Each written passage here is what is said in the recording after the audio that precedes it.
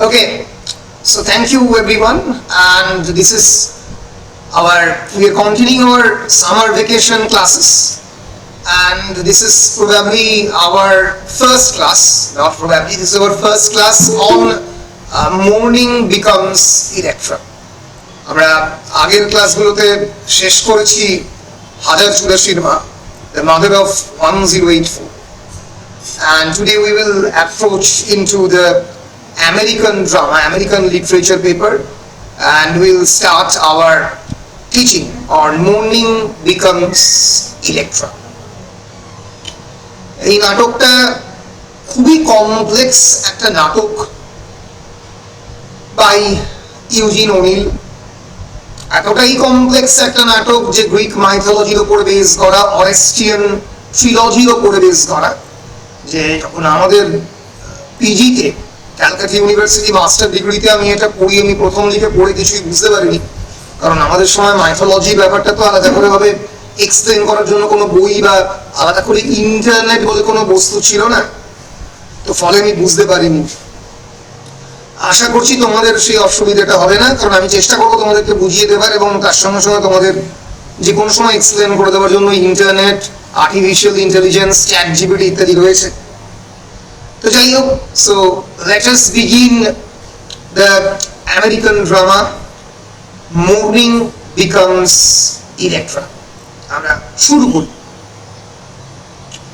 প্রথমেই basic informations that Eugene O'Neill, the famous American dramatist, he wrote Morning Becomes Electra, the monumental American trilogy, American tragic trilogy.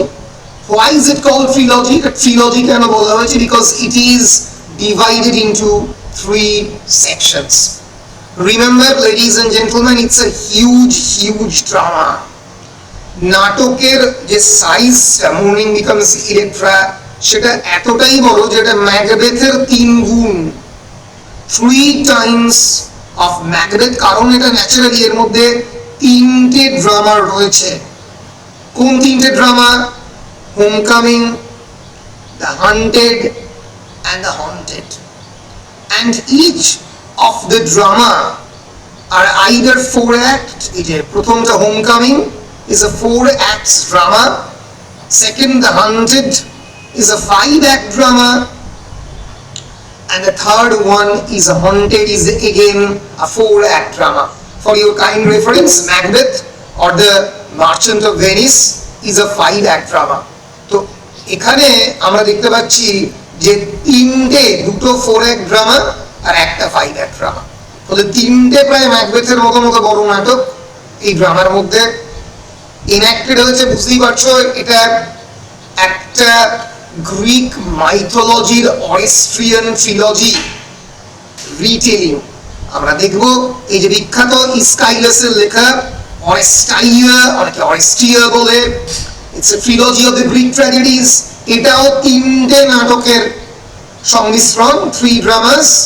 Agamemnon, একটা মানে প্রথম সেকশনটার নাম হচ্ছে Agamemnon, second সেকশনটার নাম হচ্ছে দ্য লিবেশন বিয়ারার্স, এটা কি আমরা দেখবো, আর থার্ড সেকশনটার নাম হচ্ছে ইউমেনাইটস। ইউমেনাইটস এক ধরনের স্পিরিট, এক ধরনের বলা যেতে পারে ফিউরিজ বা ভূতের মতো, যারা হান্ট করে বেড়ায়, যারা তাড়া করে বেড়ায় মানুষকে। লিবেশন মানে হচ্ছে এক ধরনের লিকুইড, যেটা দিয়ে কারুর শ্রাদ্ধ, যেরকম আমাদের ক্ষেত্রে লিবেশন হচ্ছে হিন্দু মাইথোলজিতে ঘি, অনেকের ক্ষেত্রে অন্যান্য মাইথোলজিতে অন্য বিভিন্ন ধরনের লিকুইড, কারোর ক্ষেত্রে alcohol and others.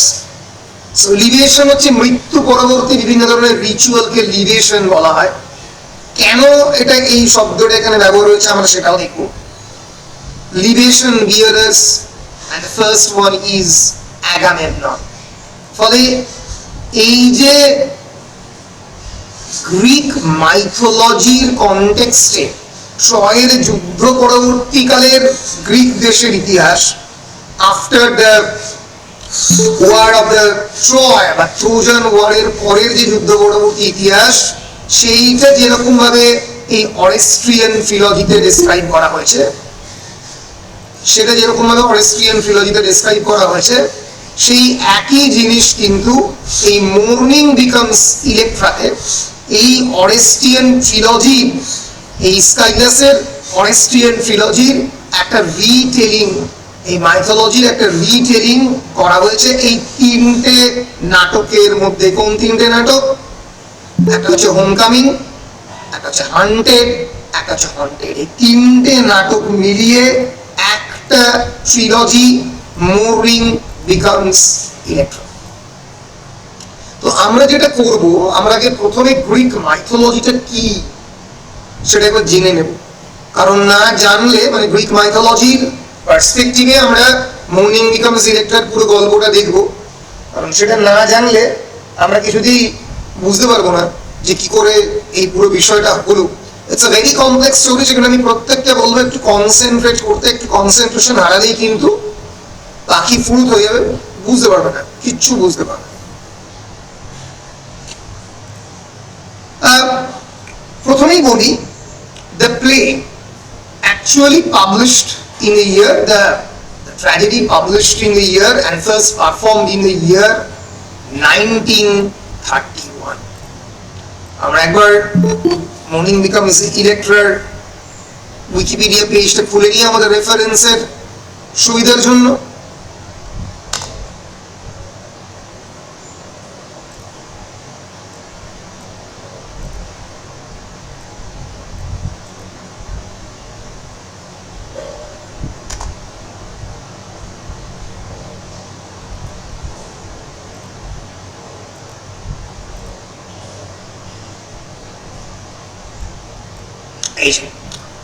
Morning Becomes Electra is basically a play cycle. As I have said, this is not a single play, rather it's a tragic trilogy.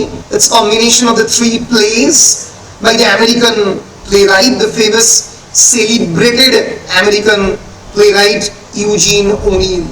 Eugene O'Neill's drama বিভিন্ন ক্যারেক্টারিস্টিক অন্যান্য জিনিসপত্র আমরা দেখবো, কিন্তু সেটা পরবর্তীকালে দেখবো। আগে আমরা গল্পটা বুঝে নেব। Eugene O'Neill from 1888 to 1953, যার রিয়েলিজমের টেকনিকের জন্য he has been often associated with Anton Chekhov, Henry Gibson, August Strindberg। তার লেখা কিছু পৃথিবী বিখ্যাত ট্র্যাজেডি রয়েছে, তার মধ্যে তার autobiographical tragedy long days journey into night, তার নিজের জীবনের কাহিনী। Long, the title is absolutely poetic, Long Days Journey into Night। সারা দিন, একটা বিস্তৃত দিনের জার্নি, কেমন করে রাত্রিতে পর্যবসিত হয়, তার গল্প।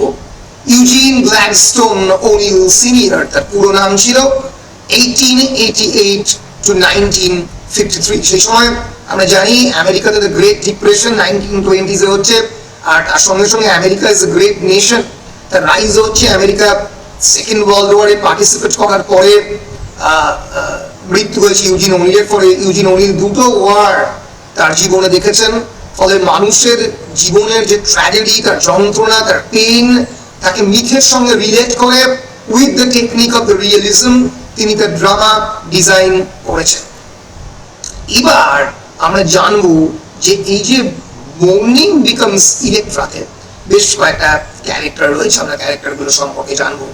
সেই চরিত্রগুলো কি করে তার প্রায় 2000 বছর আগে বা 2500 বছর আগে একটা গ্রিক মাইথোলজি, যেটা লিখেছেন একটা গ্রিক রাদার ট্র্যাজেডি লিখেছেন ইস্কাইলাস 5th century BC-তে। ইস্কাইলাস লিখেছেন অরেস্টাইয়া or Orestia, it's a trilogy of the Greek tragedies। তাকে কেমন করে রিলেট করছে সেটা আমরা একটু জানার চেষ্টা করব। তার আগে আমরা জেনে নিই যে এই যে অরেস্ট্রিয়ান ট্রিলজি সেটা কি নিয়ে। The Orestrian trilogy is actually concerning the murder of Agamemnon by Clytemnestra। এই নামগুলো একটু মাথার মধ্যে ঢুকিয়ে নেবে। It is centers around the Orestrian trilogy, centers around the murder of Agamemnon by Clytemnestra। Agamemnon কে?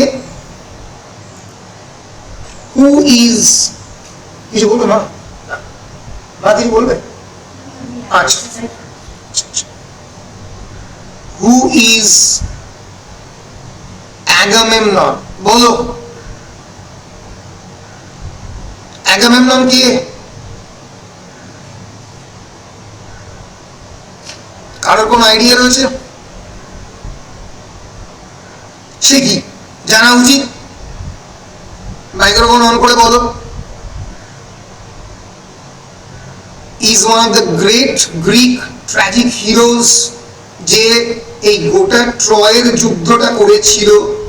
এই ট্রয়ের যুদ্ধ যদি হয়ে থাকে হেলেনের জন্য, হেলেনের হাজবেন্ড ছিল মেনেলাস, মেনেলাসের থেকে তাকে পালিয়ে নিয়ে গিয়েছিল, মেনেলাসের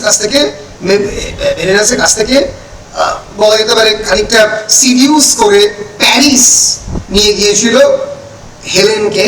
এবং এই অ্যাগামেমনন ছিল মেনেলাসের ব্রাদার, দ্য মাইসিনিয়ান কিং, যিনি ছিল গ্রিক দেশের সব থেকে the most powerful king, the most powerful king of Greek city state. আমি আগেই বলেছি গ্রিস দেশ বেশ কয়েকটা ছোট ছোট নগর রাষ্ট্রে বিভক্ত ছিল। সেই ছোট ছোট নগর রাষ্ট্রের মধ্যে মাইসিনিয়া ছিল one of the most powerful. Agamemnon was the king of the Mycenaea. মনে রাখবে, Agamemnon was the king of the Mycenaea. এই অ্যাগামেমনন যুদ্ধে যাবে। এই যুদ্ধে যাওয়ার আগে অ্যাগামেমনন একটা অদ্ভুত কাজ করবে। তার ডটার ইফিজেনিয়াকে সে স্যাক্রিফাইস করবে। ডটার, কারণ তার যে বিরাট বড় যুদ্ধ জাহাজ, সেই যুদ্ধ জাহাজ চলছিল না, মানে সেই যুদ্ধ জাহাজ তাদের যে গ্রিক আইল্যান্ড থেকে বেরোতে পারছিল না। এবং যেহেতু সেই গ্রিক আইল্যান্ড থেকে বেরোতে পারছে না, কারণ হাওয়া নেই, সেই মুহূর্তে আমরা জানি যে the contemporary journeys of the epic dependent heavily on the wind, বায়ুর উপরে নির্ভরশীল। এই অ্যাগামেমননের জাহাজ যখন যাচ্ছে না, যখন কিছুতেই বেরোচ্ছে না, তখন সেই তখনকার দিনে গ্রিক গডের কাছে সে বললো, I will sacrifice my daughter. আমি যদি আমার ডটারকে স্যাক্রিফাইস করি, তার রক্ত পেয়ে তুমি কি আমাদেরকে বায়ু দেবে, আমাদের কি হাওয়া দেবে, আমাদের পালে? And the god naturally agreed. This is Iphigenia. It's Iphigenia. ঠিক আছে? এই ইফিজেনিয়াকে স্যাক্রিফাইস করে, এবং যেহেতু ইফিজেনিয়াকে স্যাক্রিফাইস করে সে তার জার্নি শুরু করে, সে তার ইম্পেরিয়াল অ্যাম্বিশনকে, তার পার্সোনাল, তার নিজের মেয়ে, তার ডটার, তার পার্সোনাল ব্লাড রিলেশনের উপরে দাঁড়িয়ে স্যাক্রিফাইস করে। সেখান থেকেই তার ওয়াইফ ক্লাইটেমনেস্ট্রার বিরাট রাগ হয় অ্যাগামেমননের উপরে। এবং অ্যাগামেমনন যখন যুদ্ধ থেকে ফিরবে, তখন সেই অ্যাগামেমননকে খাবারের মধ্যে বিষ মিশিয়ে মার্ডার করবে ক্লাইটেমনেস্ট্রা অ্যালং উইথ হার লাভার। ওকে? এবং পরবর্তীকালে আবার এই ক্লাইটেমনেস্ট্রা যেহেতু অ্যাগামেমননকে খুন করবে, যেহেতু মার্ডার করবে, ক্লাইটেমনেস্ট্রা এবং অ্যাগামেমননের ছেলে অরেস্টাস, তার বোন ইলেকট্রা,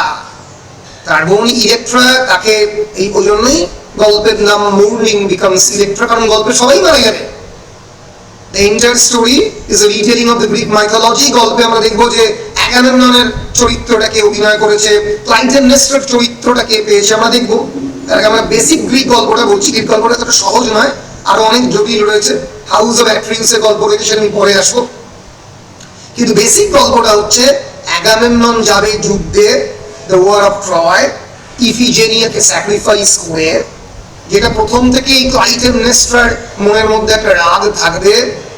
পরবর্তীকালে যখন যুদ্ধ থেকে ফিরবে অ্যাগামেমনন, ক্লাইটেমনেস্ট্রা তাকে মার্ডার করবে। পরবর্তীকালে ক্লাইটেমনেস্ট্রাকে মার্ডার করার জন্য বলবে ইলেকট্রা, এবং অরেস্টাস তার নিজের সন্তান, আর একজন সন্তান অরেস্টাস ফাইনালি ক্লাইটেমনেস্ট্রাকে মার্ডার করবে এবং এইভাবে অরেস্টাস উইল এন্ড দ্য কার্স। যে ভয়ঙ্কর অভিশাপ এই হাউস অফ অ্যাট্রিউস এর মধ্যে রয়েছে, হাউস অফ অ্যাট্রিউস এর অভিশাপটা কি এটা আমরা জানবো। and the pacification of the furies, furies এর কনসেপ্টটা কি সেটা আমরা জানো। ফিউরিজ হচ্ছে এক ধরনের স্পিরিট, গ্রিক স্পিরিট, যারা শহরের গ্রিক নগর রাষ্ট্রের মধ্যে ঘুরে বেড়ায়, তাদের কাজই হচ্ছে রিভেঞ্জ নেওয়া, মানুষজনকে রিভেঞ্জ, যাদের মনের মধ্যে রিভেঞ্জ রয়েছে, যাদের মনের মধ্যে এক ধরনের অ্যাঙ্গার বা রদ রয়েছে, সেইটাকে ইনক্রিজ করে তাদের হয়ে রিভেঞ্জ নেওয়া হচ্ছে এই ফিউরিজদের কাজ। ফিউরি মানেই হচ্ছে রাগ। Furies or the Eumenides, they are chthonic goddesses of vengeance in the ancient Greek religion and mythology. ফলে এই যে অডেসি, হোমারের লেখা অডেসিতে ট্রোজান ওয়ারের পরে, ট্রোজান ওয়ারের ডেসক্রিপশন রয়েছে ইলিয়াডে, অডেসিতে রয়েছে ট্রোজান ওয়ারের যুদ্ধের পরে ফিরছে ইউলিসিসরা, ইউলিসিস বা অডেসি, অডেসিউস, তারা ফিরছে।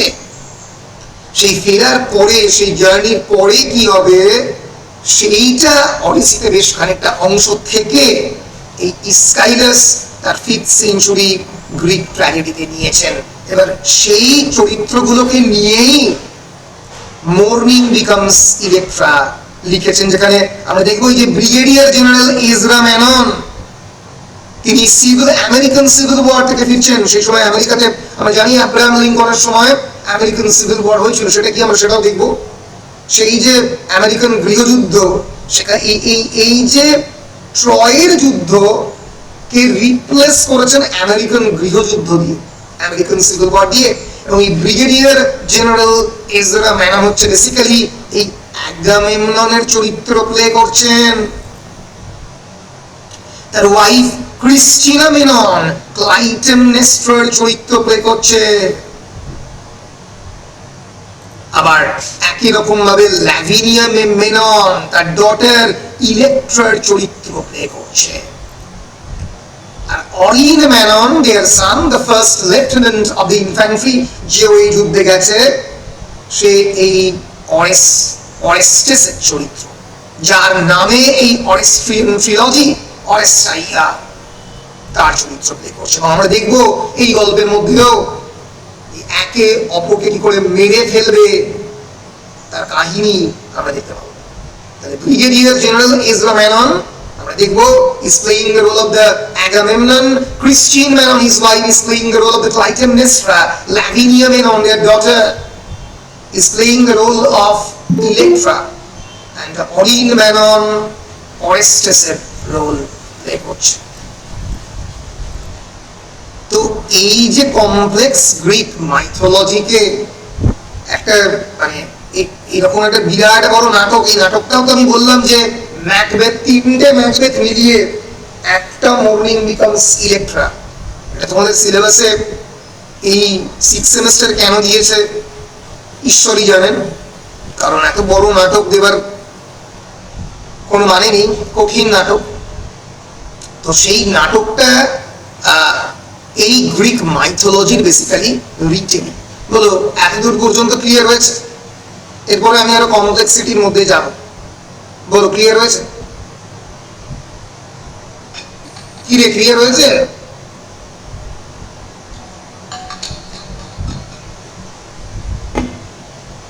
কি রে, হ্যাঁ বা না বল। বেশ, এবার আমি যাচ্ছি যে আমি আগেই বলে দিচ্ছি the work is divided into 3 sections.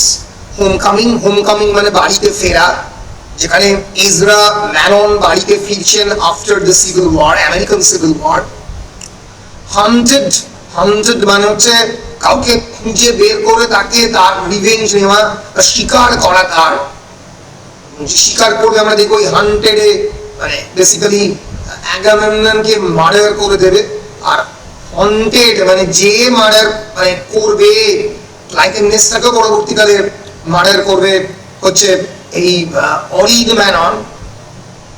ম্যানন murder করবে ল্যাভিনিয়া ম্যাননের কথায়, এবং তাকেও সেও হন্টেড হবে, তাকেও যেন বাড়ির স্পিরিটেরা খুঁজে বেড়াবে। এবং এই যে তিনটে part, they are structurally relating to Aeschylus's Orestian trilogy। বারবার পরীক্ষায় প্রশ্ন পড়ে, how Eugene O'Neill's Mourning Becomes Electra is a retelling of the Greek tragedy of the Orestian trilogy, is a retelling of the Aeschylean tragedy of Oresteia। Aeschylus's Oresteia যে তিনটে ভাগ, Agamemnon, the Libation Bearers and Eumenides, এই তিনটে retailing আমরা দেখতে পাবো। The play clearly identifies the trilogy's general scene as the Mannon residence. ওখানে যেমন রয়েছে the mythology of the Oresteia, the house of the Agamemnon, এখানে আমরা দেখতে পাবো এই যে ম্যাননদের পরিবারের গল্প, which is a Greek temple like house on the outskirts of the New England seaport. New England সিপোর্টের আউটস্কার্টে বিরাট বড় এদের বাড়ি, প্রায় temple like structure, surrounded by extensive grounds and dominated by an atmosphere of ancestral rigidity, secrecy and doom। তাদের যে ancestral curse, সেই কার্সের গল্পটাই যেন এই মর্নিং বিকামস ইলেকট্রা বলতে চাইছে। এবং আমরা কি দেখতে পাচ্ছি, in place of the Trojan war he uses the American civil war. Greek মাইথোলজিতে যেখানে ছিল ট্রোজান ওয়ারের গল্প, ট্রোজান ওয়ার কি war? The grand war between the Romans, the Italians and the Greek, যেটাকে হেলেন অফ ট্রয়কে কেন্দ্র করে যে যুদ্ধ হয়েছিল। আর এখানে আমরা দেখতে পাচ্ছি এই American civil war. American civil war কি আমরা একবার দেখে নেব, কত সালে হয়েছিল সেটাও আমরা একবার দেখে নেব আমাদের সুবিধার্থে।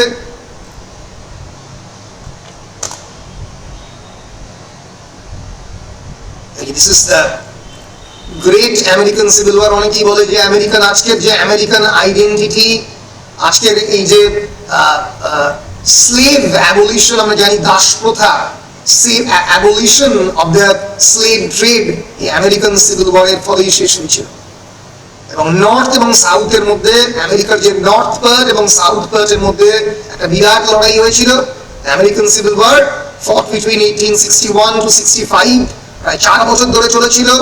বিটুইন দ্য ইউনিয়ন হচ্ছে নর্থ সাইডটা, আর কনফেডারেসি হচ্ছে সাউথটা, which was formed in 1861 by the states that had seceded from the union to preserve slavery in the United States। যে সাউথ বা কনফেডারেসি তারা চেয়েছিল যে আমেরিকাতে স্লেভারি থাকুক, তার জন্য on the leadership of the Abraham Lincoln, so they saw এই সাউথ দেখেছিল আব্রাহাম লিঙ্কন যদি একবার আমেরিকার প্রেসিডেন্ট হয়ে যান, তিনি ইউনাইটেড স্টেটসের 16th প্রেসিডেন্ট from 1861 to 65, যদি প্রেসিডেন্ট হয়ে যান তাহলে এই অ্যাবলিশনিস্ট মুভমেন্ট কি, টু এন্ড দ্য স্লেভারিকে অ্যাবলিশ করবার যে মুভমেন্ট গোটা আমেরিকা জুড়ে হয়েছিল, সেটা আরো বিশাল পরিমাণে বৃদ্ধি পাবে। আমরা জানি স্লেভারিকে কেন্দ্র করে একটা বিরাট বড় ব্যবসা আমেরিকাতে চলতো। যারা আফ্রিকান, যারা ওয়েস্ট ইন্ডিয়ান, জ্যামাইকান, তাদেরকে এনে আমেরিকাতে দাস ব্যবসা বা স্লেভ ব্যবসায় এঙ্গেজ করা হতো। এই আমেরিকান সিভিল ওয়ারে এই যে it ends with the union victory, union মানে নর্থ সাইডের ভিক্টরি হয়েছিল, এবং ইজরা ম্যানন রিপ্রেজেন্ট করেছিল, আমরা বুঝতেই পারছি, এই নর্থ সাইডকে।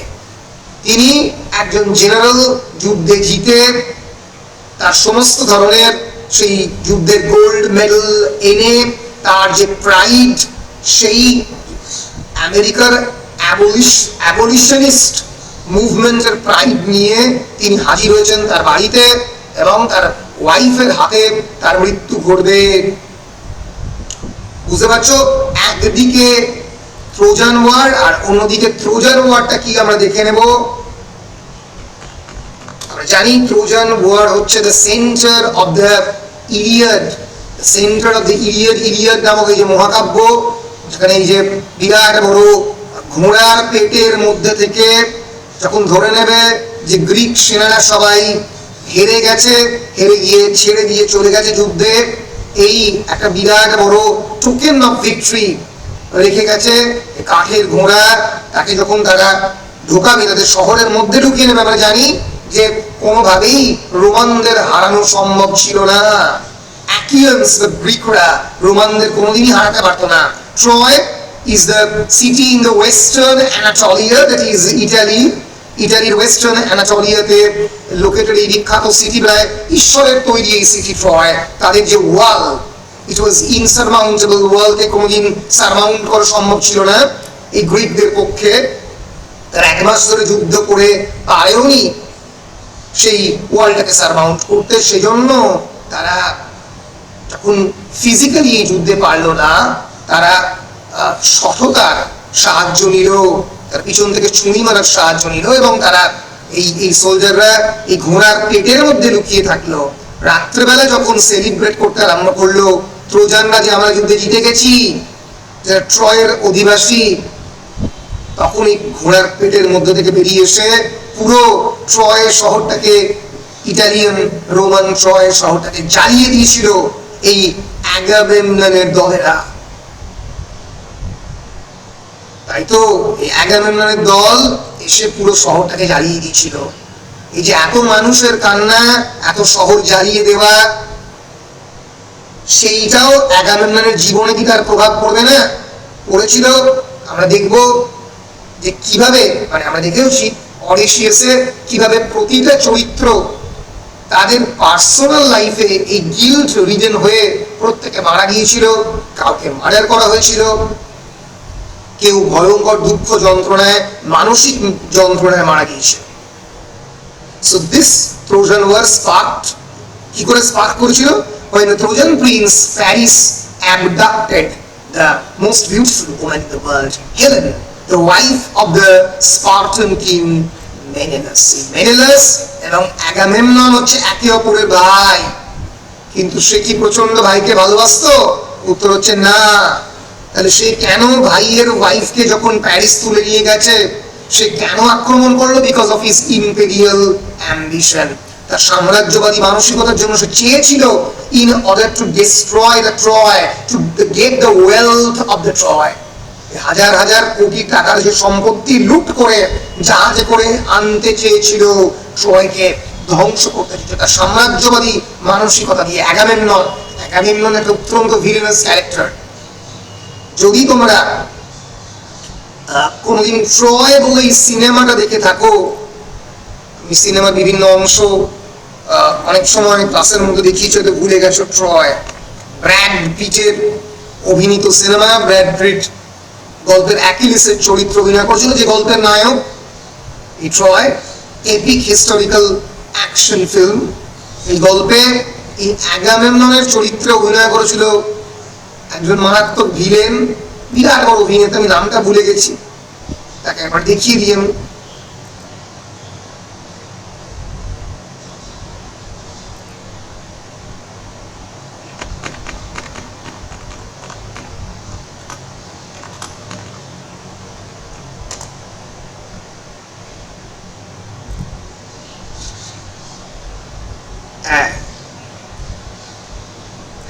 ভদ্রলোক ব্রায়ান কক্স অ্যাগামেমননের চরিত্র অভিনয় করেছিল।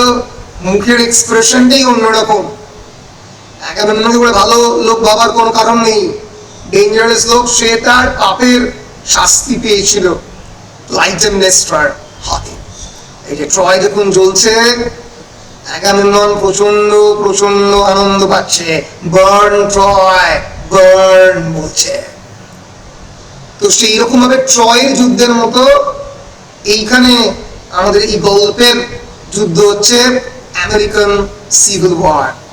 And the war ended with the Union victory, the winning of the North, the winning of the North over the South.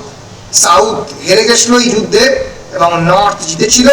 এই যুদ্ধ খুব ভালো কজে হয়েছিল, আর যদিও এতে বহু মানুষের মৃত্যু ঘটেছিল, কিন্তু এই যুদ্ধে বেসিক্যালি যেটা হয় সেটা হচ্ছে এই যে আফ্রিকান আমেরিকান, দেখতে পাচ্ছ, this is the African Americans, the black American যারা রিসাইড করে এই আমেরিকার সাদার্ন পার্টের মধ্যে অনেক বেশি পরিমাণে আফ্রো আমেরিকান রয়েছে, তাদেরকে দাস ব্যবসায় এনগেজ করবে বলে আফ্রিকান বিভিন্ন জায়গা থেকে, আফ্রিকার বিভিন্ন জায়গা থেকে, ওয়েস্ট ইন্ডিজ থেকে তাদেরকে আমেরিকাতে তুলে আনা হয় 1700-1800 বিভিন্ন সময়ে।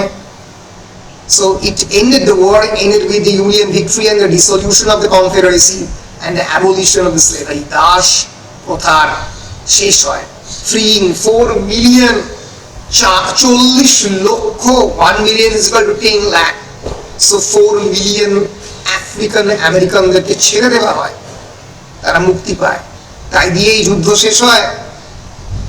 তো এই যুদ্ধের, এই আমেরিকান সিভিল ওয়ারের হিস্টোরিক্যাল কনটেক্সটে mourning becomes Electra located. আর Orestian trilogy located হচ্ছে on the background of the Trojan War. বলো পরিষ্কার কি পরিষ্কার নয়? এখনো পর্যন্ত পরিষ্কার কি পরিষ্কার নয়? এখনো পুরোপুরি পরিষ্কার হবে না, যখন পুরোটা বলবো তখন আরো পরিষ্কার হবে। বেশ, এইবার আমি একটু এই টাইটেলটা নিয়ে বলবো। টাইটেলটা নিয়ে বলতে গিয়ে significance of the title of the morning becomes election, এইটা নিয়ে বলতে গেলে আমাদেরকে একটু গ্রিক মাইথোলজির কথাটা বলতে হবে, যে কি করে এই বিষয়টা এলো। এই যে কার্সের কথা আমি বলছি, এই কার্সটা কি করে এলো এটা বুঝবে যখন আমি পুরো মাইথোলজিটা বলবো। দেখো, তুমি যেখানে পড়বে মানে এই মর্নিং বিকামস ইলেকট্রা নিয়ে, সেখানে বারবার এই শব্দটা তুমি পাবে যে the entire story is based on the end of the curse of the house of Atreus. এই অ্যাট্রিউসের বাড়ির যে, আমি বারবার বলি যে যে কোনো গ্রিক মাইথোলজির একটা অরিজিন স্টোরি আছে, এরকম ভাবে metamorphosis is based on the house of the Cadmus, তাই তো? ক্যাডমাসের হাউসের উপর বেস করে যে ক্যাডমাসের যে কার্স, ক্যাডমাসের হাউসের যে অভিশাপ, একেবারে জিউস থেকে শুরু করে একেবারে ইডিপাস পর্যন্ত এটা পরপর কন্টিনিউ হচ্ছে। এর ফলে তুমি এই যে অ্যাগামেমননের দোষটা কি, কেন অ্যাগামেমনন একটা ভিলেনাস ক্যারেক্টার, এটা বুঝতে পারবে না, কিছুতেই বুঝতে পারবে না।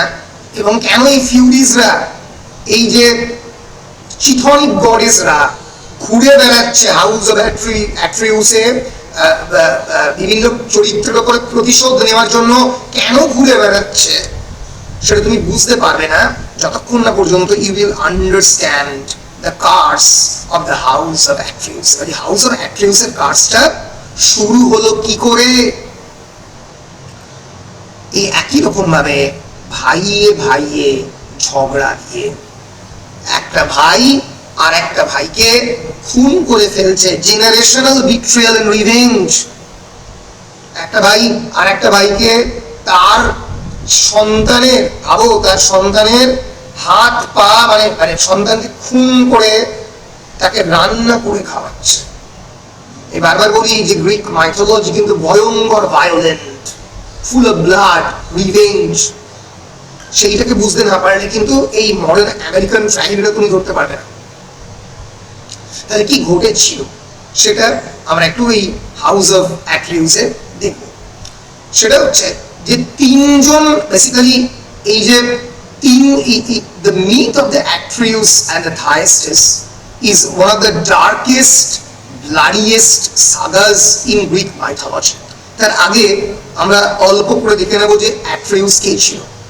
In Greek mythology, Atreus was the king of the Mycenae in the Peloponnese. Peloponnesia জায়গাটার নাম ছিল পেলোপোনেশিয়া, সেই পেলোপোনেশিয়ার একটা ছোট জায়গা হচ্ছে মাইসিনিয়া। The son of the Pelops and the Hippodamia এবং পেলপসের সন্তান হচ্ছে Atreus, and very important, Atreus was the father of the Agamemnon and Menelaus. এই যে আমরা অ্যাগামেমননের গল্প পড়ছি, অ্যাগামেমনন এবং মেনেলাসের বাবা ছিল Atreus, তাই তো? গল্পটা কি? গল্প হচ্ছে Atreus and his brother Thyestes were exiled by their father for murdering their half-brother Chrysippus in their desire for the throne of the Olympia. ভাবো এই যে অ্যাগামেমননের বাবা অ্যাট্রেউস, এই যে খুন, একটা খুন is leading to another murder, another murder is leading to another murder, এই পরপর পরপর পরপর মার্ডারের, জেনারেশনাল মার্ডারের যে গল্প, সেটাই হচ্ছে গ্রিক মাইথোলজি। তো অ্যাট্রেউস এবং তার ভাই থাইস্টাস, তাদের দুজনকে তাদের বাবা এক্সাইলে পাঠিয়ে দিয়েছিল, দ্বীপান্তরে পাঠিয়ে দিয়েছিল, কারণ তাদের নিজেদের ভাই নয়, তাদের হাফ ব্রাদার আর একজন সৎ মায়ের সন্তান, যেটা গ্রিক মাইথোলজিতে বা হিন্দু মাইথোলজিতে খুব কমন সেই সময়, এই ক্রিসিপাসকে এই থাইস্টাস এবং অ্যাট্রিবিউস খুন করেছিল এই অলিম্পিয়ার থ্রোন পাবে বলে। এই যে the father king of the Pelops of the Olympia favored his illegitimate son Chrysippus and intended to leave the throne to him. সেই ইলিজিটিমেট সানকে বলেছিল যে তুমি পাবে রাজত্ব, কারণ সে খুব এফিশিয়েন্ট ছিল, বিকজ অফ দ্য আর্চডন বাই দেয়ার মাদার হিপ্পোডামিয়া। এবার এই সময় তার মা হিপ্পোডামিয়া অ্যাট্রিউস এবং থাইস্টাসকে বলল যে তুমি যদি তোমার ভাইকে সরাতে না পারো তাহলে সিংহাসন তো হাতছাড়া। So they killed Chrysippus and were banished from the Olympia for the crime. তারা অলিম্পিয়া থেকে ব্যানিশ হলো। এইবার কি হলো? এইবার fleeing to the Mycenae, the exiled brothers seized the throne. Soon after a bitter rivalry began over who would rule. এবার এই দুই ভাইয়ের মধ্যে লড়াই শুরু হলো। একটা হচ্ছে অ্যাট্রিউস এবং থাইস্টাস। এবার এর মধ্যে থাইস্টাস seduced Atreus' wife. অ্যাট্রিউসের ওয়াইফকে থাইস্টাস সিডিউস করে নিল। সিডিউস করলো মানে তার সঙ্গে একটা এক্সট্রাম্যারিটাল অ্যাফেয়ার তৈরি হলো। AROP and with her help stole a magical god gifted golden lamp, যে গোল্ডেন ল্যাম্পের মধ্যে দিয়ে, golden lamp is actually a symbol for the divine right to rule, যে গোল্ডেন ল্যাম্প পাবে সেই রাজত্ব করবে। এবং থাইস্টাস successfully usurped the throne. Usurpation of the throne মানে থাইস্টাস দখল করলো রাজত্ব। পরবর্তীকালে অ্যাট্রিউস পালিয়ে গেল। Atreus temporarily fled but later returned to reclaim Mycenae and exile Thyestes. আবার যুদ্ধ হলো এবং সেটা জিতলো অ্যাট্রিউস। feigning a desire to make peace, ইচ্ছে করে যে শান্তি আমাদের মধ্যে চলে এসছে দেখাবার জন্য Atreus invited his brother back for a grand banquet, বিরাট বড় খাবার মানে ডিনার পার্টিতে ইনভাইট করলো। In horrifying act of cannibalism, cannibalism মানে কি, ক্যানিবালিজম মানে human being killing human being, মানুষ মানুষের মাংস খায়, যখন একটা স্পিসিস যখন আর একটা নিজের স্পিসিসকে হত্যা করে তাকে বলা হয় cannibalism. So Atreus secretly slaughtered, it is সবথেকে ডেঞ্জারাস একটা ঘটনা, slaughtered Thyestes' young sons. Thyestes' যারা একেবারে বাচ্চা ছেলে মেয়ে তাদেরকে মারলো, মেরে রান্না করে বাবাকে খেতে দিল and served them to their father in a stew. After Thyestes had eaten, Atreus revealed the severed hands and the feet of his children. বাবু কি রিভেঞ্জ, থাইস্টাস খেয়ে নেওয়ার পরে তার সন্তানের হাত পাটাকে গিফট করলো অ্যাট্রিউস। Devastated and seeking justice, Thyestes consulted an oracle and was told to father a son with his daughter Pelopeia. This union produced Aegisthus. এই যে এই ডিভাইন রিভেঞ্জ নেবে বলে তারা মানে এই থাইস্টাস কেমন করে তার রিভেঞ্জ নেবে তার জন্য একটা সন্তানকে তৈরি করলো। So was told to father a son with his own নিজের মেয়ের সঙ্গে সেক্সুয়াল ইউনিয়ন করে পেলোপিয়ার সঙ্গে তৈরি হলো এক সন্তান যার নাম হচ্ছে অ্যাগেস্থেস। এবং ইয়ার্স লেটার, এই বহু বছর বাদে আমরা দেখবো এই অ্যাগেস্থেস রিভেঞ্জ নেবে। অ্যাগেস্থেস কে আমরা দেখবো এই আল্টিমেট অ্যাগেস্থেস হচ্ছে সে যার সঙ্গে ক্লাইটেমনেস্ট্রার সম্পর্ক হবে। তাহলে অ্যাট্রিউস হচ্ছে বাবা, অ্যাট্রিউস হচ্ছে কার বাবা? অ্যাগামেমননের বাবা।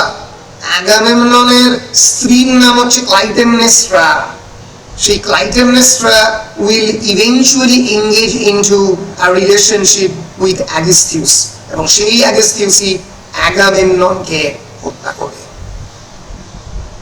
বুঝতে পারছো যে কিভাবে কিভাবে এই গ্রিক মাইথোলজির গল্পটা একটা জেনারেশন থেকে আর একটা জেনারেশনে রিভেঞ্জের গল্পে পরিণত হচ্ছে। বলো বুঝতে পেরেছো কিনা?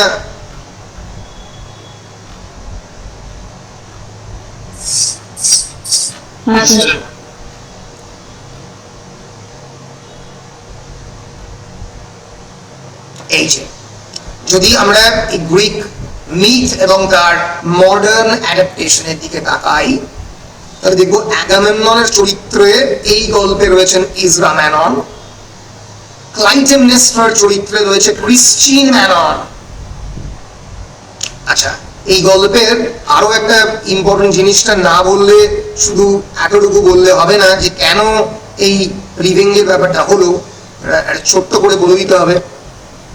সেটা হচ্ছে এই হচ্ছে one son and 4 and 3 daughters, total 4 জন সন্তান অ্যাগামেমনন এবং ক্লাইটেমনেস্ট্রা।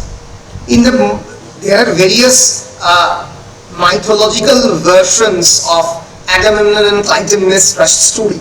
অনেকগুলো মাইথোলজিক্যাল ভার্সন আছে, কোনটাতে 6টা সন্তান, কোনটাতে 5টা সন্তান, মোটামুটি বেশিরভাগ ভার্সনে 4টে সন্তান রয়েছে। ঠিক আছে, এই 4টে সন্তান কে কে?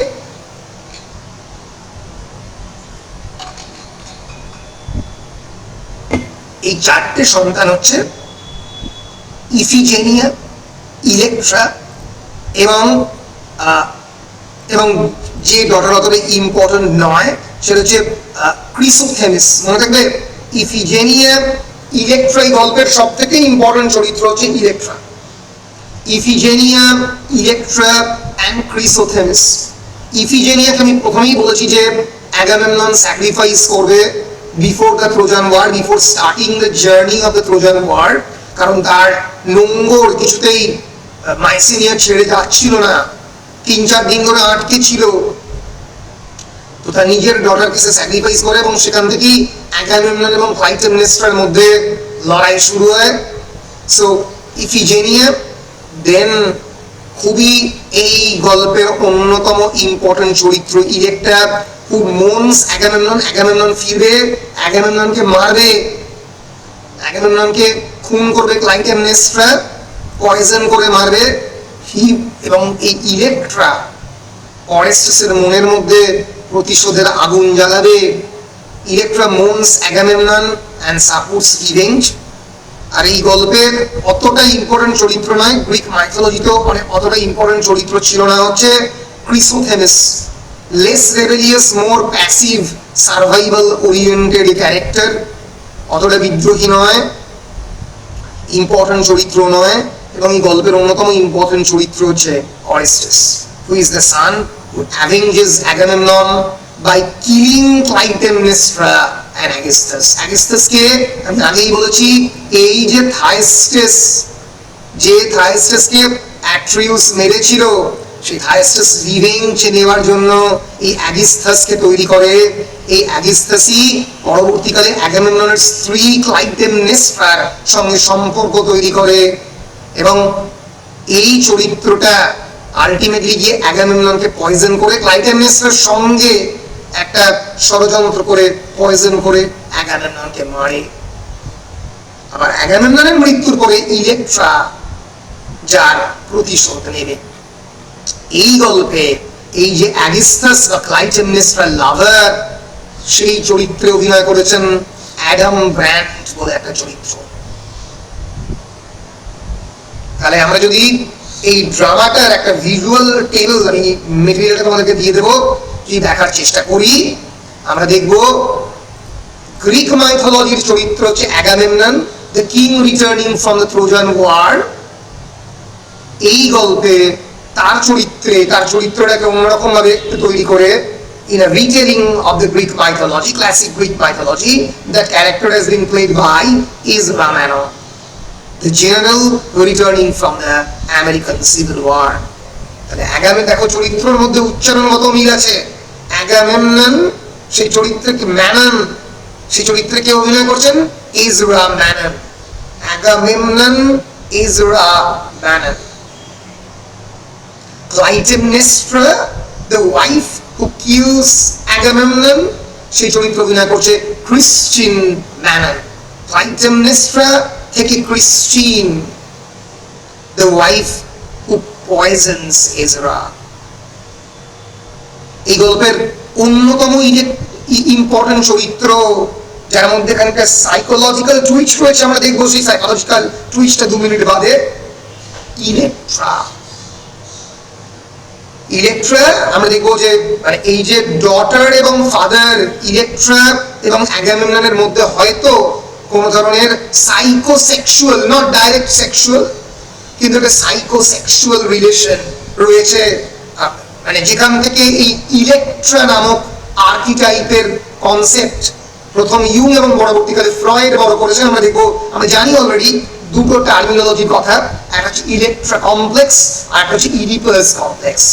ইডিপাস মানে হচ্ছে আমরা যখন বলে দিয়েছি আমরা তখন দেখিয়ে দিই, ইডিপাস কমপ্লেক্স মানে হচ্ছে the psychological obsession of the son with the mother, rather the psychosexual relationship। এই যে ইলেকট্রা কমপ্লেক্স, এই দুটো টার্মই ফ্রয়েড তৈরি করেননি, ইউং তৈরি করেছে আমার যতদূর মনে পড়ছে। এই যে Carl Gustav Jung created the term Electra complex, was coined and introduced by the Swiss psychiatrist Carl Gustav Jung। কখন হয়? when a female, মানে it describes a girl's unconscious, ভালো করে শব্দগুলো খেয়াল করো, unconscious অবচেতন psychosexual competition with her mother for the affection and possession of her father during the phallic stage of the development। There are many stages of the adolescent development, তার মধ্যে এই phallic stage যখন sexual urge গুলো আস্তে আস্তে form হয়, sexual অর্গানের realisation হয় on the part of the daughter, তাকে or on the part of the son, তাকে phallic stage বলা হচ্ছে। সেই সময়ে যখন একটা girl feels a unconscious psychosexual competition with her mother, তার মাকে যখন, মায়ের প্রতি যখন তার একটা রাগ তৈরি হয় যে মায়ের আদলেই আমি তৈরি হয়েছি, আমাকেও একটা জীবন লিড করতে হবে with some form of lack, আমাকেও একটা জীবন লিড করতে হবে অফ পেট্রিয়ার্কাল সাপ্রেশন, এবং সেখান থেকে তার পেট্রিয়ার্কাল ফাদার ফিগারের প্রতি এক ধরনের সাইকোসেক্সুয়াল অ্যাট্রাকশন, তাকে কার্ল গুস্তাভ জুং 1913 সালে এই টার্মিনোলজিটার নাম দেন। আর এই গল্পটা লেখা হচ্ছে 1931-এ, মর্নিং বিকামস ইলেকট্রা, পাবলিশ হচ্ছে ইয়েস 1931। তাহলে বুঝতেই পারছো মাত্র 13-14 বছর আগে দেওয়া একটা টার্মিনোলজিকে, যদিও ইলেকট্রা ক্যারেক্টারটা প্রায় 2000 বছর আগে এক্সিস্ট করছে, এই নিয়ে সন্দেহ নেই, কিন্তু টাইটেলের মধ্যে এক ধরনের এই কার্ল গুস্তাভ ইউং এর ইলেকট্রা কমপ্লেক্স, এই যে মর্নিং বিকামস ইলেকট্রা, মর্নিং মানে যন্ত্রণা, কারোর মৃত্যুর পরে তাকে নিয়ে গ্রিফ, তার প্রতি হাহাকার, সেই অ্যাগামেমননের মৃত্যু বা বলা যেতে পারে এই গল্পে ইজরা ম্যাননের মৃত্যুর যে হাহাকার, সেটা ইলেকট্রার মধ্যে এই গল্পে ইলেকট্রার চরিত্রে অভিনয় করেছে ল্যাভিনিয়া ম্যানন। ইলেকট্রা চরিত্রে ল্যাভিনিয়া ম্যানন, তার নামের সঙ্গে অতটা মিল নেই, Electra ল্যাভিনিয়া। Lavinia Menon, Electra, the daughter who mourns the father and demands revenge. Lavinia, the daughter who exposes mother and drives revenge. Revenge ultimately নেমে হচ্ছে তাদের son Orestes, Greek mythology, the son who kills mother and lover। এখানে অরেস্টাসের চরিত্র অভিনয় করছে অরিন, নামটাও দেখো মিল রয়েছে, অরেস্টাস থেকে Orin ম্যানন, the son who kills Adam Brand। এই যে অ্যাডাম ব্র্যান্ড, যে অ্যাগেস্থাস, তাকে মারবে হচ্ছে Orin ম্যানন, and is destroyed by the guild। এই গল্প হচ্ছে অরেস্টাসের মুক্তির গল্প। আলটিমেটলি অরিন ম্যানন কি মুক্তি পাবে? সে তার নিজের মাকে হত্যা করে কি মুক্তি পাবে? Lavinia Mannon Electra the daughter Orestes বা অরিন ম্যাননকে খুনটা করতে বাধ্য করবে, তাকে এগিয়ে নিয়ে যাবে। আমরা আমরা জাস্ট আমরা দেখে নেব এখানে এই যে ইফিজেনিয়া, যে স্যাক্রিফাইস ডটার, যে অলরেডি মারা গেছে, তার কোনো কিন্তু এক্সাক্ট সিঙ্গল ইকুইভ্যালেন্ট নেই। অনেকটাই যে ফ্যামিলির মধ্যে বেরিড ফ্যামিলি গিল্ট এবং ম্যানন অ্যানসেস্ট্রাল বিভিন্ন ক্রাইম, ম্যানন হাউসের মধ্যে বিভিন্ন ধরনের ক্রাইম ঘটেছে, সেই মানুষের মারা যাওয়ার গল্পগুলো, সেই ক্রাইম টাইমের গল্পগুলো খানিকটাই ইফিজেনিয়ার মধ্যে দিয়ে রিফ্লেক্টেড হয়েছে। এই যে গ্রিক মাইথোলজির যে মূল গল্প, যেখানে ফিউরিজ বা যারা ডিভাইন অ্যাভেঞ্জার যারা ছিল, যারা প্রতিশোধ নিয়েছিল, যারা ভূতের মতো সত্যি ফিজিক্যাল তাদের এক্সিস্টেন্স ছিল, এইটা একটা non physical psychological guilt, inner haunting, তাদের ভেতরে ভেতরে তাড়া করে বেড়ানো যে অ্যানসেস্ট্রাল মেমোরি, তাদের মেন্টাল টর্মেন্ট, এই মেন্টাল টর্মেন্টটাই ফিউরিজের আকার নিয়েছে। এবং এই যে গ্রিক কোরাস, যারা পাবলিক মোরাল ভয়েস, আমরা জানি কোরাস মানে হচ্ছে সম্মিলিত ভয়েস, একসঙ্গে গ্রিক ট্র্যাজেডিতে গান করতো তারা বা কথা বলতো তারা, সেই গ্রিক কোরাসের চরিত্রে এখানে রয়েছে টাউনস পিপল। আমরা বারবার দেখবো যে ওই পার্টিকুলার টাউনের লোকেরা একে অপরের সঙ্গে এই ম্যানন হাউস হোল্ড নিয়ে, এই ম্যানন রেসিডেন্স নিয়ে কি কথা বলছে। They are gossiping about the New England Mannon house. এই নিউ ইংল্যান্ড হচ্ছে একটু মানে বলা যেতে পারে আমেরিকার একটা পশ এলাকা, পশ কিন্তু একটু বলা যেতে পারে গ্রাম্য এলাকা, সেখানে টাউন পিপলরা গসিপ করছে। এটাই হচ্ছে গ্রিক কোরাসের একটা বলা যেতে পারে ইকুইভ্যালেন্ট। তাহলে বুঝতে পারছো, অ্যাগামেমনন এজরাম পাউন্ড, Clytemnestra Christine Mannon, Electra Lavinia Mannon, Orestes Orin Mannon, Aegisthus অ্যাগামব্র্যান্ড, ইফিজেনিয়ার কোনো ইকুইভ্যালেন্ট নেই। ফিউরিজরা হচ্ছে inner haunting or ancestral memory, আর গ্রিক কোরাসের চরিত্রে অভিনয় করছে টাউনস পিপলরা। ফলে এইভাবে এই নাটকটা তৈরি হয়েছে। এটা এক্স্যাক্টলি কপি মিথ নয়, মানে সিম্পলি কেবলমাত্র মিথটাকে কপি করেনি, হি চেঞ্জেস দিস ওয়ার্ল্ড। উনি এই পৃথিবীটাকে না অনেকটা পরিবর্তন করেছেন। The Greek royal house becomes an American aristocratic family. The Trojan War becomes the American Civil War. একটু আগে বলেছি ট্রোজান ওয়ার কেমন করে আমেরিকান সিভিল ওয়ার হয়ে গেছে। স্লেভারি কনফেডারেশন একদিকে, কনফেডারেসি এবং একদিকে ইউনিয়নের লড়াই, একদিকে স্লেভারি এবং অ্যান্টি স্লেভারি লড়াই। And the divine fate becomes the psychological fate. এখানে গ্রিক মাইথোলজিতে যেরকম জোর করে ঈশ্বর শাস্তি দিচ্ছেন, এখানে মানুষ মডার্ন আমেরিকান মাইথোলজিতে মানুষ গিল্টের মধ্যে পড়ে নিজেই নিজেকে শাস্তি দিচ্ছে। The gods and the furies becomes guilt, repression and hereditary sin and Freudian desire. আমি বারবার বলছি এই গল্পে এই যে ইলেকট্রা কমপ্লেক্স এবং ইডিপাস কমপ্লেক্স, যেটা ইডিপাস কমপ্লেক্স টার্মিনোলজিটা কিন্তু ফ্রয়েডের দেওয়া, 1800 একটা কার্ল গুস্তাভ ইউংয়ের বলা আর একটা ফ্রয়েডের বলা। 1899-তে তার যে গ্রাউন্ড ব্রেকিং লেখা সাইকোপ্যাথোলজি অফ এভরিডে লাইফ বলে একটা উনি বই দেখেন, সেখানে he describes a male child's sexual desire for his mother, তার মায়ের প্রতি যে টান, যেটা এই নামটা তারা কেন দেন? নামটা দেন কারণ ক্লাসিক্যাল গ্রিক মাইথোলজিতে ইডিপাস বলে একটা সত্যি রাজা ছিল।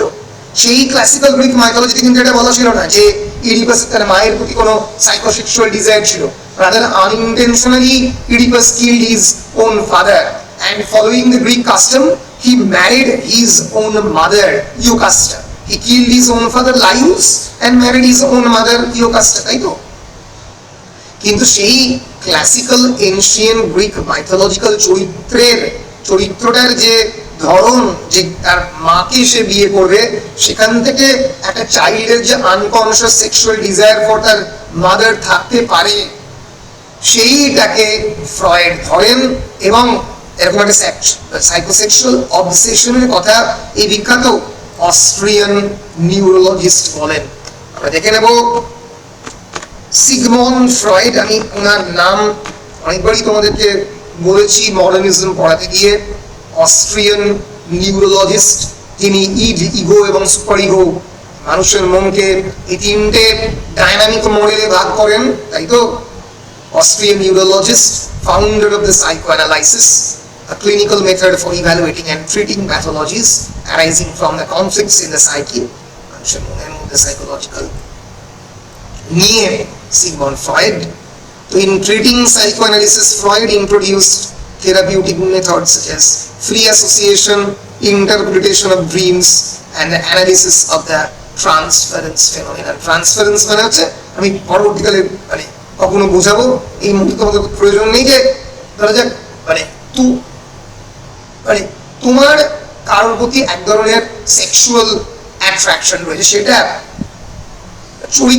তার যে ডেথ হলো, তার মৃত্যু ঘটলো, সেটা চরিত্রগতভাবে অন্য কারোর মধ্যে তুমি দেখতে পেলে, সেই তোমার ভালোবাসাটা আরেকজনের প্রতি শিফট করে গেল, তাকে ট্রান্সফারেন্স বলা হয়।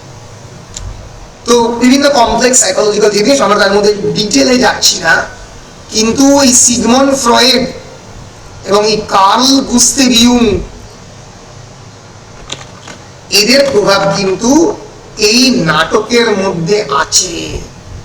নাটকের মধ্যে কার্ল ইউং, যিনি ইলেকট্রা কমপ্লেক্স নামক টার্মিনোলজিটা তৈরি করান, হ্যাঁ, ইলেকট্রা কমপ্লেক্স টার্মিনোলজিটা তৈরি করেন, এই গল্পে তার প্রভাব রয়েছে। কেন? কারণ আমরা দেখবো এই ল্যাভিনিয়া ম্যাননের হয়তো তার বাবা ইজরা ম্যাননের প্রতি একটা আনটোল্ড যে রেভারেন্স, সেটা অনেকটা psychosexual, bordering on the psychosexual, যেটা তার রিভেঞ্জটাকে মোটিভেট করছে। মাঝে মাঝেই দেখবো যে সে তার বাবার প্রতি যে শ্রদ্ধা, সেটা বলতে বলতে আটকে যাচ্ছে। তো এই যে হিডেন সাইকোসেক্সুয়াল ডিজায়ার, সেটা আমরা কিন্তু এই গল্পের মধ্যে মাঝে মাঝেই দেখতে পাবো। বলো, পরিষ্কার?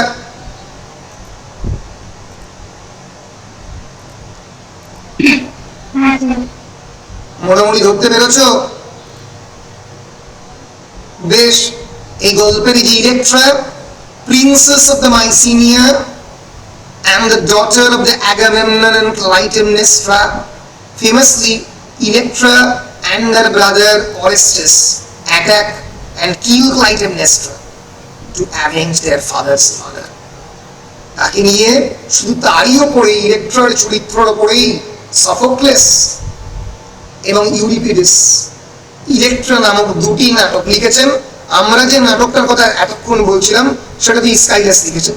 স্কাইলাস আর একজন গ্রিক মাস্টার, এই তিনজন ফেমাস গ্রিক মাস্টার, সফোক্লেস, স্কাইলাস এবং ইউরিপিডিস, তারা ছিল থ্রি ফেমাস গ্রিক ট্র্যাজেডিয়ান, যাদের ট্র্যাজেডিকে মডেল করে আমরা জানি পোয়েটিক্স বলে একটি বিখ্যাত গ্রন্থ অ্যারিস্টটল লিখবেন, যেখানে তিনি ডেফিনেশন অফ দ্য ট্র্যাজেডি এবং অন্যান্য কথাগুলো বলবেন।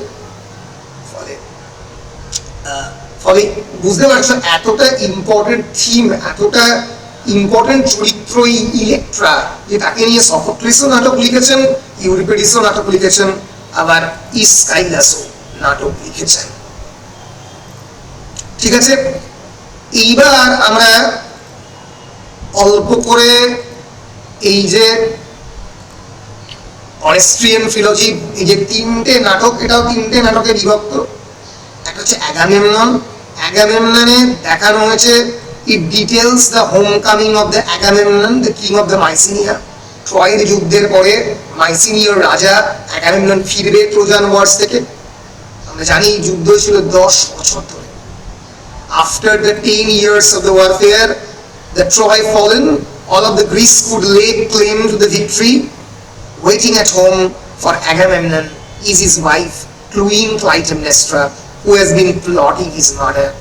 বাবু সে বাড়ি ফিরবে, তার মার্ডারের জন্য প্ল্যান করছে। She desires his death to avenge the sacrifice of his daughter Iphigenia। 10 বছর আগে ইফিজেনিয়াকে স্যাক্রিফাইস করে তাকে মার্ডার করে বেরিয়ে গেছেন Agamemnon. To exterminate the only thing hindering her from taking the crown and be finally able to publicly embrace her good time lover অ্যাগিস্থাস। এই অ্যাগিস্থাস থাইস্টেসের সন্তান, তার সঙ্গে তার প্রেমের সম্পর্ক গড়ে উঠেছে, তার জন্য সে রেডি হচ্ছে মারবেন বলে। এবং আমরা দেখব যে Agamemnon has been stabbed in the bathtub. বাথটাবে স্ট্যাব করা হবে, এই গল্পে তাকে পয়জন করা হবে। ন্যাচারালি গ্রিক ট্র্যাজেডির একদম এক্সাক্ট ভায়োলেন্স এই আমেরিকান কন্টেম্পোরারি ট্র্যাজেডির মধ্যে দেখানো সম্ভব নয়, পসিবল ছিল না। এবং আমরা দেখব যে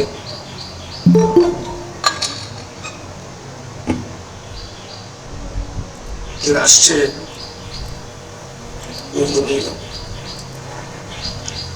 এবং আমরা দেখব যে এই নাটকের মধ্যে উইদিন দিস মানে উইদিন দিস অরেস্ট্রিয়ান ফিলজি যে কি করে যে মানে স্ট্যাব করা হলো অ্যাগামেমননকে। এই গল্পটা আমরা পড়েইছি যে Thyestes, father of the Aegisthus, he was tricked into eating two sons by his brother Atreus, আমরা আগেই বলেছি, এবং সেই জন্যই সে রিভেঞ্জটা নেবে। সে বলবে যে কেন আমি রিভেঞ্জ নিলাম। এবার Clytemnestra claims that she and Aegisthus now have all the power and they re-enter in the palace with the doors closing behind them. এই দিয়ে নাটকটা শেষ হয়েছিল। নাটকের দ্বিতীয়াংশ, অরেস্ট্রিয়ান ফিলজির দ্বিতীয়াংশের নাম হচ্ছে দ্য লিবেশন বিয়ারার। লিবেশন কি তোমরা কি জানো? লিবেশন কাকে বলে? লিবেশন হচ্ছে basically a ritual pouring of a liquid as an offering to a deity or the spirit in the memory of their dead. কারণ মৃত্যুর পরবর্তীকালে কোনো একটা ভগবানকে খুশি করার জন্য যদি আমি কোনো একটা লিকুইড পোর করি, ধরা যাক আমাদের যজ্ঞাগ্নি, যজ্ঞের অগ্নিতে যেরকম আমরা ঘি পোর করি, সেরকম বিভিন্ন ধরনের যে substance used for libation, most commonly wine, খ্রিস্টানদের ক্ষেত্রে এই যে ওয়াইন, অনেকে হোয়াইট ওয়াইন ইউজ করে, অনেকে মিল্ক ইউজ করে। এই যে Buryat shaman performing a libation of milk, ঈশ্বরকে খুশি করতে অ্যালকোহলিক ড্রিঙ্ক, অলিভ অয়েল, অনেকে হানি, ভারতবর্ষে ঘি, আমরা শ্রাদ্ধে ঘি ব্যবহার করি, তাই তো। এই লিবেশন বিয়ারের মানে কি? লিবেশন বিয়ারের মানে বেসিক্যালি রেফার করছে এই অরেস্টাস এবং ইলেকট্রাকে। ফলে the second play of the Aeschylus's, যে যারা এই মনের মধ্যে যজ্ঞাগ্নি, যজ্ঞের আগুনটাকে জ্বালিয়ে রেখেছে, many years after the murder of Agamemnon, his son Orestes returns to Argos. Argos হচ্ছে সেই নগরীটা, সেখানে ফিরবে with his cousin Pylades to exact vengeance on the Clytemnestra. As an order from the Apollo, Apollo হবে হচ্ছে Greek god. আমি আগেই বলেছি Greek god discipline হচ্ছে অ্যাপোলো। আর অলরেডি আরেকটা মাইথোলজিতে অ্যাপোলো এবং ডায়োনাইসাসের কাহিনী পড়েছি, একে অপরের অপোজিট। Apollo হচ্ছে actually the god of the discipline and Dionysus is actually the god of the intoxication, indiscipline. Say Apollo বলে তুমি রিভেঞ্জ নাও বলে অরেস্টাসকে পাঠাবে। Upon arriving, Orestes reunites with his sister Electra at Agamemnon's grave while she was there bringing libations to Agamemnon in an attempt to stop Clytemnestra's bad dreams. সেখানে প্রতিদিন লিবেশন এনে অ্যাগামেমননের গায়ে ঢালে, এখানে অলিভ অয়েল। সেখানে ইলেকট্রার সঙ্গে একই সঙ্গে মিলিত হবে অরেস্টাস। তারা দুজনে মিলে they plan to kill both Clytemnestra and Aegisthus. এই গল্পে বারবার কোরাস আসবে। কোরাস এই আমেরিকান গল্পে হচ্ছে টাউন্স পিপল। এবং ফাইনালি 3 নম্বর পার্ট হচ্ছে রিভেঞ্জটা প্লট হলো, মারবে ইউমেনাইটস। Eumenides refers to the Greek goddess Furies. Fury কারা? Fury is a trio of goddess, তিনটে গড একসঙ্গে known to be the instruments of retributive justice. এখানে আমি তোমাদের দুটো শব্দ একটু পড়িয়ে দিতে চাই, সারা জীবন মনে রাখবে। জাস্টিস বেসিক্যালি দু ধরনের হয়, একটা হচ্ছে রিট্রিবিউটিভ জাস্টিস, আর একটা হচ্ছে ডিস্ট্রিবিউটিভ জাস্টিস। রিট্রিবিউটিভ জাস্টিস কি রে?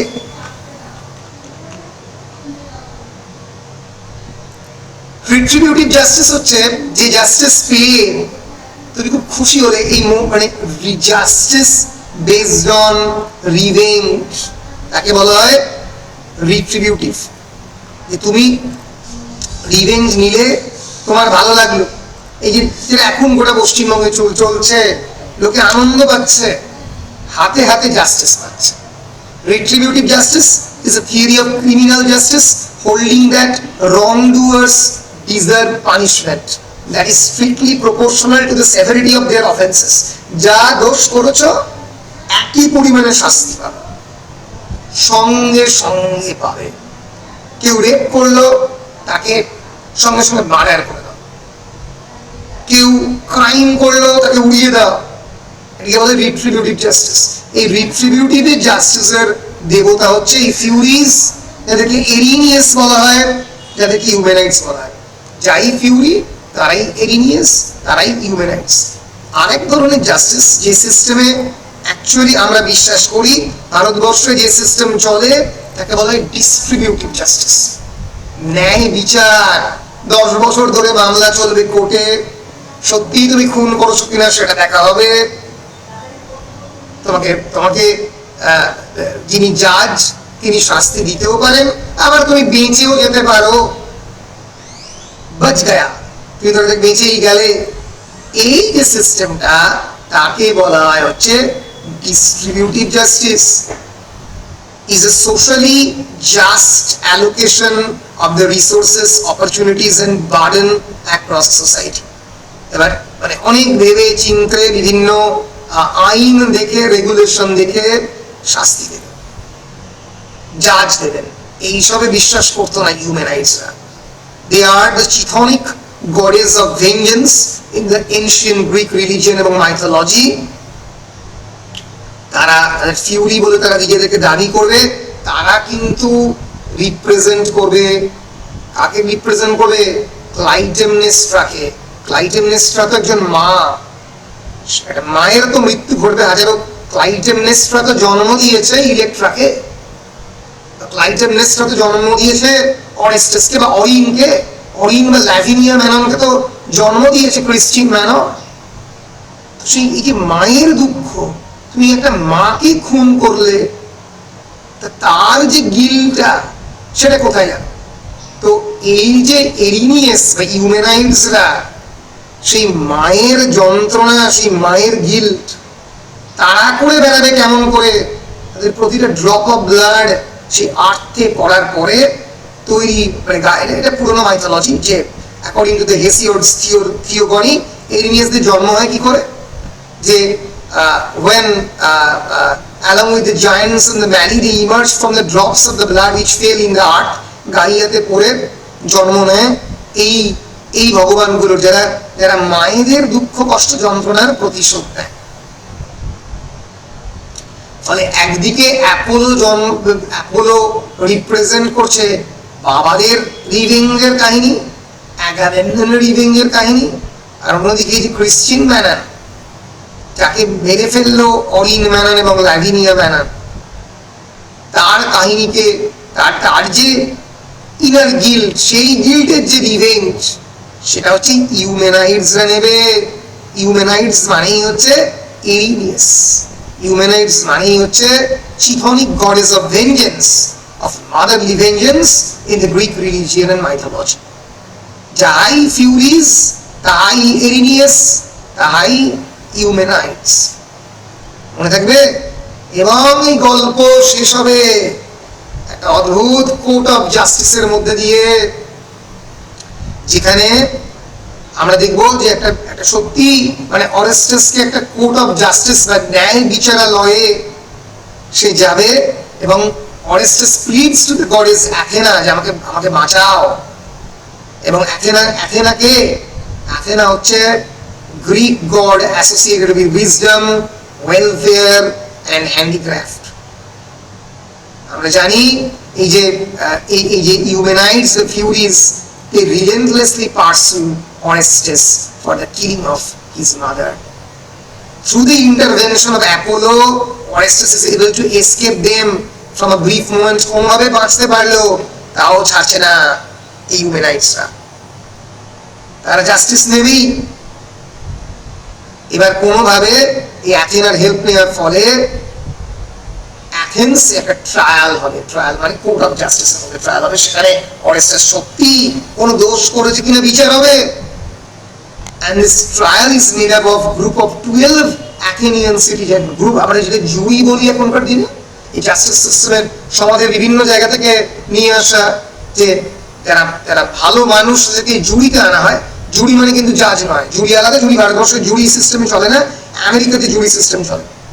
জুরি মানে হচ্ছে জাজকে তো আমরা রিক্রুট করি, জুরি হচ্ছে যারা জাজের বাইরে সমাজের ওপিনিয়নকে রিপ্রেজেন্ট করে, যারা এই ধরনের টেকনিক্যাল টার্মিনোলজি লয়ের যে রেগুলেশন তারা জানে না, তারা নিজেদের মতো করে বিচার করবে, করে একটা তাদের মতামত দেবে। So here Orestes is used as a trial dummy by the Athena to set up the first courtroom trial. He is also the object of the Furies, Apollo and the Athena. After the trial comes to an end, the votes are tied. Vote একজন বলবে যে অরেস্টাস দোষী, সে ভুল করেছে, তার মাকে খুন করে। একদল বলবে না, তার ফাদারের রিভেঞ্জ নেওয়া উচিত। এবং Athena will finally cast the deciding vote and determines that Orestes will not be killed. Orestes-কে মারা হবে না, Orestes বেঁচে গেল। This does not sit well with the Furies, but Athena eventually persuades them to accept the decision. Furies-রা প্রথম মেনে নেয়নি।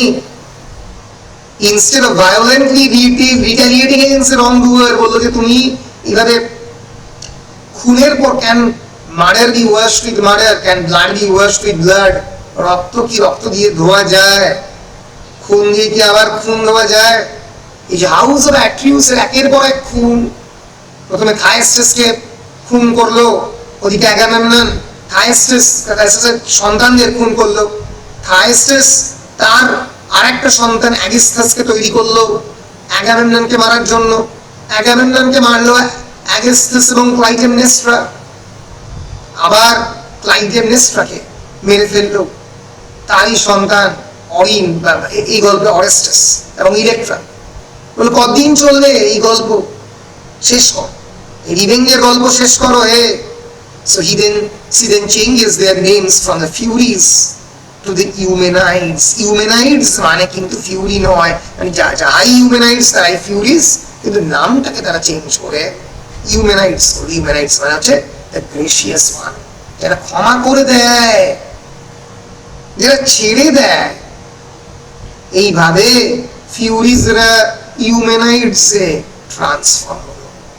And Athena then ultimately rules that all trials must henceforth settle in the court rather than being carried out personally. প্রথম জন্ম হলো কোর্টের। যে আজকের আমরা জুডিশিয়াল সিস্টেম দেখছি, তার বহু বছর আগে জন্ম হয়েছিল এই ট্রায়াল কোর্টরুম, জন্ম হয়েছিল গ্রিস দেশে, এবং সেটা জন্ম হয়েছিল এই অরেস্টিয়ান মাইথোলজি থেকে।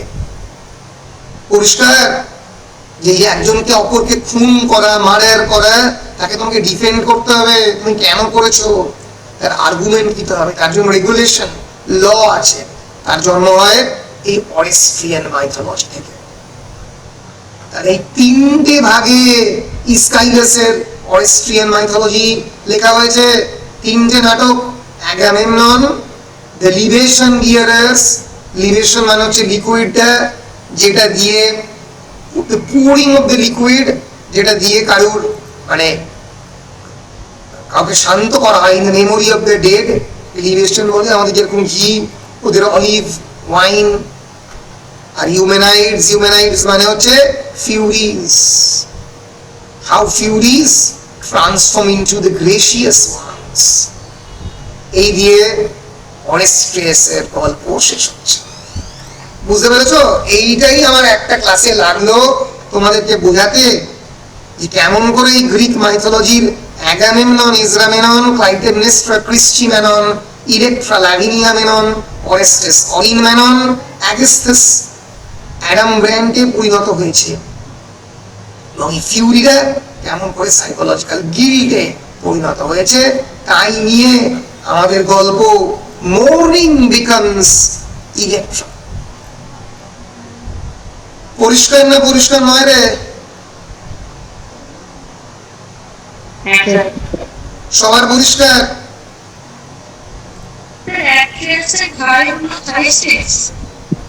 আরেকবার বলো। অ্যাট্রিউসের ভাই হচ্ছে থাইস্টাস। বেসিক্যালি অ্যাট্রিউস হচ্ছে অ্যাগামেমনন এবং মেনিলাসের বাবা। অ্যাট্রিউস অ্যান্ড হিজ ব্রাদার থাইস্টাস, এরা দুজনে মিলে একসঙ্গে তাদের আরেকজন ব্রাদার ক্রিসিপাসকে হত্যা করেছিল। তারপরে সম্পত্তির লোভে প্রথমে থাইস্টাস অ্যাট্রিউসকে ভাগিয়ে দেবে, দখল করবে, তারপরে অ্যাট্রিউস থাইস্টাসের সন্তানকে মেরে খাওয়াবে। অ্যাট্রিউস এবং থাইস্টাস একে অপরের ভাই। এই যে হাউস অফ দ্য অ্যাট্রিউস, এটাই house of the ম্যানন house hold. এই অ্যাট্রিউস হাউস হোল্ডের যে গিলটা, সেটা পরপর তারা করে বেরিয়েছে অ্যাগামেমননকে। এমনকি আমরা দেখবো অ্যাগামেমনন এবং মেনেলাস একে অপরকে ঘৃণা করতো, পছন্দ করতো না। ভাইয়ে ভাইয়ে যে ঝগড়ার কাহিনী, এটা এই জেনারেশনাল ওয়াইজ এই বিট্রেলের কাহিনী রয়েছে। বুঝতে পেরেছ?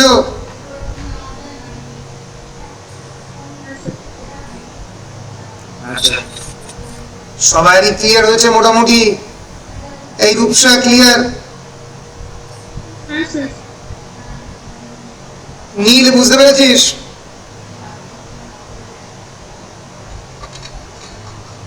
নীল বুঝতে পেরেছিস? এত কিছু পরে মোটামুটি কেন?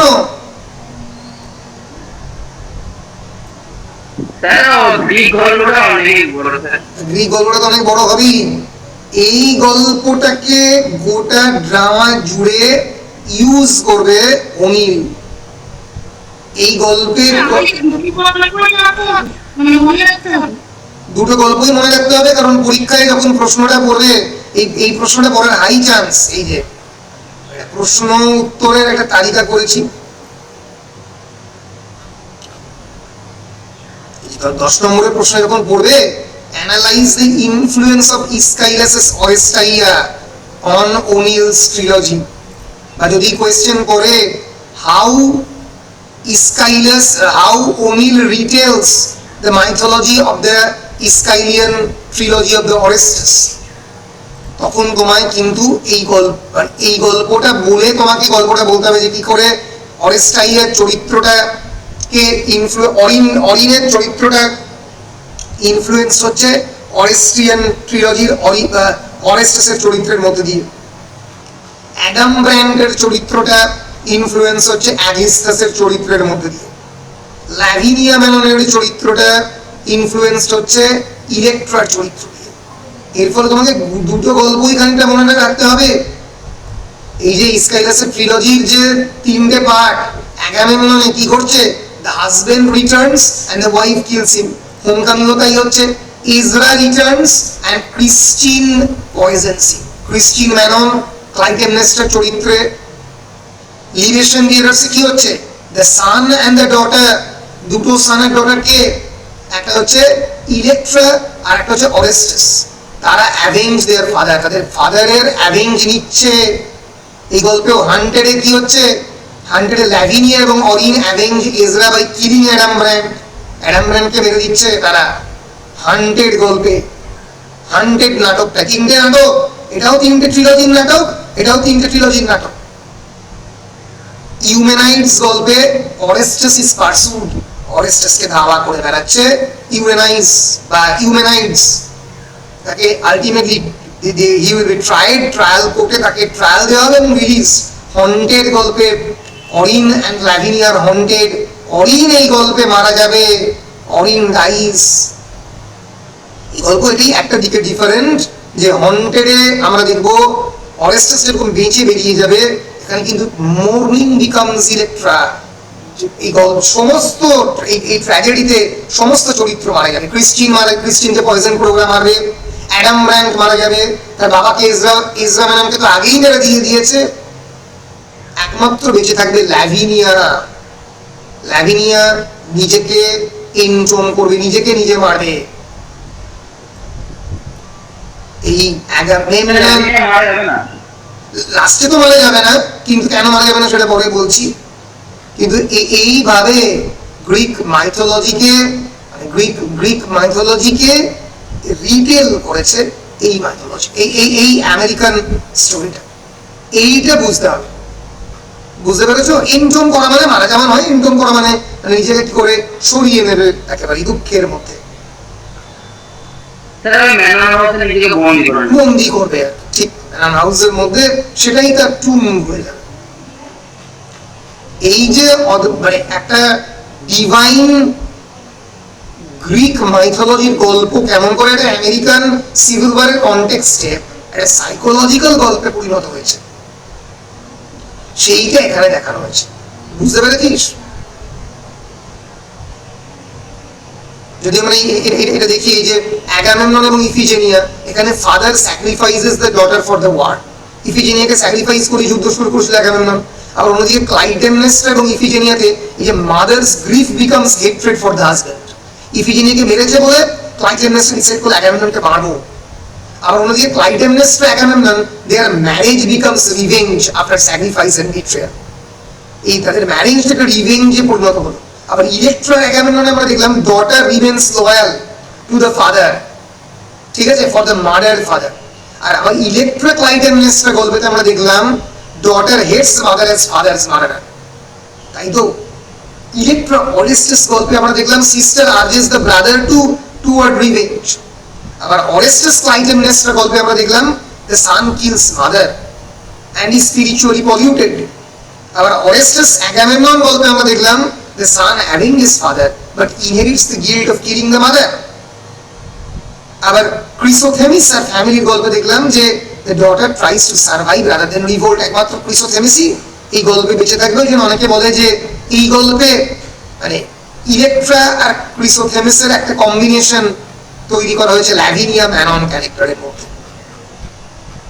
এই দিয়ে আমাদের এই এন্টায়ার গল্পটা, আমাদের এর পরের ক্লাসে আমরা যেটা করব, আমরা summary of this famous story, এই গল্পের সামারিটা আমরা দেখার চেষ্টা করব।